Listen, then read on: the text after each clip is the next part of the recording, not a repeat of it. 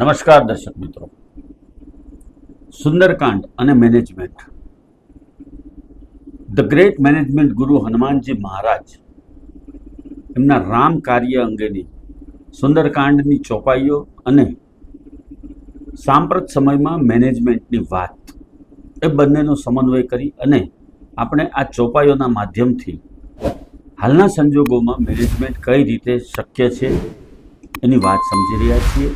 એ વિશે વિશદ ચર્ચા કરી રહ્યા છીએ. આવો આજે વધુ ચોપાઈઓ ઉપર આપણે ચર્ચા વિચારણા કરીએ. આની કાઠ રચુ ચિતા બનાઈ માથુ અનલ પુની દેહ લગાઈ સત્ય કરહી મમ પ્રીતિ સયાની સુને કો શ્રવણ શૂલ સમબાની સુનત બચન પદ ગહી સમુજાઈ પ્રભુ પ્રતાપ બલ સુજસ સુનાઈ નિશિન અનલ મિલી સુન સુકુમારી અસ કહી સો નિજ ભવન સિધારી કહસીતા વિધિ ભા પ્રતિકૂલા મિલી ન પાવક મિટહી ન શૂલા દેખિયત પ્રગટ ગગન અંગારા અવનિ ન આવતો એક તારા. એટલે કે રાવણ દ્વારા જે પ્રમાણે સીતાજીને ઉપર ગુસ્સો કરવામાં આવે છે, જે પ્રમાણે એમને ત્રાસ આપવાનું કહેવામાં આવે છે રાક્ષસીઓને, ત્યારે સીતા માતા ત્રિજટાને વિનંતી કરે છે કે એમાં હવે હું કાષ્ટની ચિતા બનાવી, લાકડાની એક ચિતા ખડકી અને એના ઉપર હું દેહ ત્યાગ કરીશ, હું આગ લગાવીશ અને મારો દેહનો ત્યાગ કરીશ. ત્રિજટા માતા સીતાને સમજાવે છે કે આ તો સોનાની લંકા છે, અહીંયા અગ્નિ ન મળે બેટા. સોનાની લંકાની અંદર અગ્નિ રાખવાનો રિવાજ નથી, અહીંયા તને એ રીતે અગ્નિ નહીં મળે. ત્યારે સીતા માતા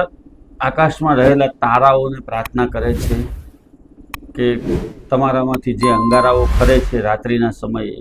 એવો એક અહીંયા અશોક વનની અંદર આવીને પડે તો એના અંગારામાંથી હું અગ્નિ પ્રગટાવી અને અગ્નિ પ્રવેશ કરીશ. આખી વાત ફરી વખત ત્યાં જ આવે છે કે જ્યારે હતાશા નિરાશા ચારે તરફથી ઘેરી વળે, તમે એ કંપની છોડી અને જવાની તૈયારી કરતા હો કે ભાઈ હવે આ કંપની સાથે લાંબો કામ નહીં થઈ શકે, આના બોસ સીઈઓ છે ખૂબ જિદ્દી છે, એની સાથે કોઈ પણ સંજોગોમાં હવે આગળ આપણા ગુડ્સનું ડીલ થઈ શકે એવું નથી, અથવા તો આપણી સર્વિસ આપણે એમને પ્રોવાઈડ કરી શકીએ એવી પરિસ્થિતિ નથી. ત્યારે જે સહકાર આપનારા અન્ય સામેની કંપનીના કર્મચારીઓ છે એમની સાથે આ જ ભાષામાં વાત કરવાની છે કે ભાઈ આપણું આ ડીલ શક્ય બને એવું નથી, એટલા માટે હવે હું આ બધા જ મારા પ્રયત્નો જે અત્યાર સુધી મેં કર્યા, અત્યાર સુધી મેં જે કાંઈ વાતચીતો કરી, જે કોઈ મિટિંગો કરી, જે કોઈ એમઓયુ વાંચ્યા અને તૈયાર કર્યા, એ બધું જ છોડી અને હવે હું અન્ય કંપની પાસે આ કામની ઓફર લઈને જઈશ, અથવા હું આ સ્થળ પર હવે વધારે લાંબો સમય રહી શકીશ નહીં. અગેન ત્રિજટા ફરી વખત એમ કહે છે કે અહીંયા આ લંકા છે, અહીંયા અગ્નિ નહીં મળે. એટલે કે તમે આ કંપનીની અંદર આવ્યા છો, તમે આ કંપનીની અંદર વાતચીત કરી છે, આવી ઓફર તમને અન્ય જગ્યાએ નહીં મળે, તમને અહીંયા શાંતિથી તમે રહો, તમે થોડો સમય આપો, થોડા સમયની અંદર જ તમને યોગ્ય વાતાવરણ મળશે અને યોગ્ય વાતાવરણ ઊભું થાય એના માટે અમે પણ પ્રયત્ન કરીશું અમારા તરફથી. અમે પણ અમારા બોસને વાત કરીશું, વિનંતી કરીશું કે આપણે આ કંપનીના ગુડ્સ અથવા તો આ કંપનીની સર્વિસ કઈ રીતે લેવા જેવી છે, પરંતુ તમે આ રીતે હતાશ અથવા નિરાશ ન થાઓ અને અન્ય સ્થળ પર જવાની વાત ન કરો. કંપનીની અંદર કોઈ પણ પરિસ્થિતિમાં તમારા જે ડીલ કરવા માટે તમે ગયા છો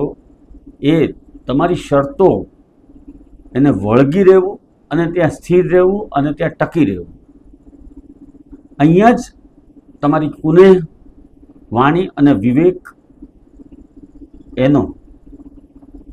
ખરેખર અભ્યાસ દ્વારા કસોટી કરવામાં આવે છે. અને આ કસોટી તમે જ્યારે પાર કરશો, તમે તમારી વાત પર અડગ રહી અને સામેની કંપનીના સીઈઓ કે મેનેજર કે ડિરેક્ટર કે કોઈ ચેરમેન કે કોઈ પણ છે એને તમે કન્વિન્સ કરવાનો પ્રયત્ન કરશો, તમારી વાત પર અડગ રહી બુદ્ધિ અને વિવેકપૂર્વક, ત્યારે મિત્રો તમારી જીત નિશ્ચિત થઈ જાય છે અને તમે એ જ પ્રમાણે જીતી અને આગળ વધી શકો છો. તમે તમારી કંપનીનું પ્રતિનિધિત્વ કરો છો, એ કંપનીના પ્રતિનિધિત્વની સાથે સાથે તમારી કંપનીનું હિત પણ તમારે જોવાનું છે અને સામેની કંપનીને કોઈ પણ પ્રકારે હટ ન થાય, નુકસાન ન થાય, એના કર્મચારીઓ પણ ખુશ રહે એવા પ્રકારે તમારે એવું વાતાવરણ ઊભું કરવાનું છે. આવા પ્રકારના વિડીયો તમને જોવા ગમતા હોય તો હોટલાઇન ન્યૂઝ ચેનલને લાઇક, શેર અને સબસ્ક્રાઇબ કરો.